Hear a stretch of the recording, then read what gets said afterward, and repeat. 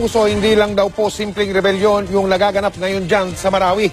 Kasi binunyag na po ng Hukbong Sanlata ng Pilipinas, Armed Forces of the Philippines o AFP, na kabilang sa mga napatay sa nagaganap na bakbakan ang ilang dayuhang terorista.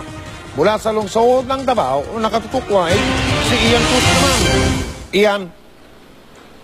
Mike, pinanindigan nga ng pamahalang Duterte na kailangan talaga ang deklarasyon ng martial law dito sa Mindanao. At Mike, sabi nga ng Solicitor General, hindi na raw simpleng rebelyon ang nangyayari ngayon sa Marawi City.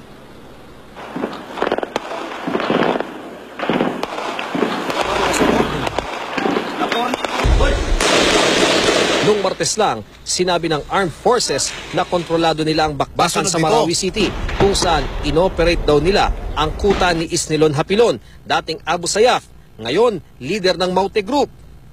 Wala raw sa monitoring nila ng mga miyembro ng Islamic State o ISIS na mula sa ibang bansa. Noong gabing yun, idineklara ang martial law sa buong Mindanao.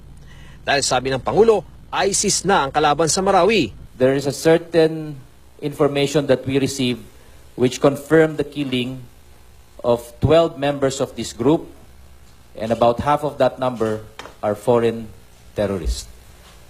Malaysians, Indonesians, and one other, which I could not remember.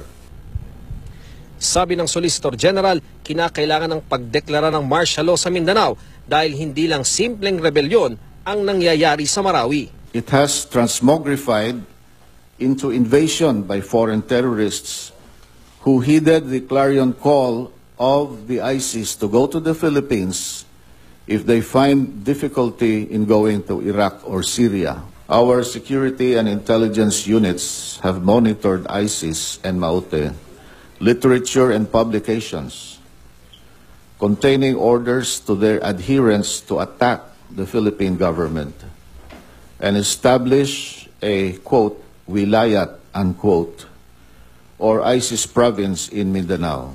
Sa cabinet meeting kagabi ng Pangulo sa Davao, nabuo ang martial law implementation structure na pamumunuan ng Pangulo bilang Commander-in-Chief ng AFP. Si Defense Secretary Delfin Lorenzana ang administrator, magkakaroon siya ng deputy. Si AFP Chief of Staff General Eduardo Año naman ang implementor o tagapagpatupad ng martial law, kasama si PNP Chief Director General Ronald De La Rosa. Binabalangkas pa ni Secretary Lorenzana ang implementing guidelines ng martial law. Pakiusap ng AFP sa publiko, ituloy ang normal na pamumuhay pero maging mapagbantay. I-report ang mga kahina-hinalang tao o gamit, sumunod sa batas at i-report ang anumang pang-aabuso ng mga pulis o sundalo. Ayon sa AFP, hindi kasama sa rekomendasyon nila ang pagsuspinde sa freedom of expression pero ipatutupad ng gobyerno ang right to censure pati sa social media para sa kaligtasan ng tropa na nakikipagbakbakan. Footages, social media use of carnage, violence, and irresponsible reporting that may endanger lives. Anyone, social media or anyone. Mike, sabi nga ng AFP sa mga nakalipas sa panahon na nakubkob nila yung mga pinagkutaan nitong Maute Group ay nakakakuha daw ang mga sundalo ng mga drug paraphernalia. Kaya hindi raw nakapagtataka, Mike, na tila ba suicidal yung estilo ng paglaban ng mga local terrorist group doon sa bahagi ng Marawi. Mike? Maraming salamat, Ian Cruz.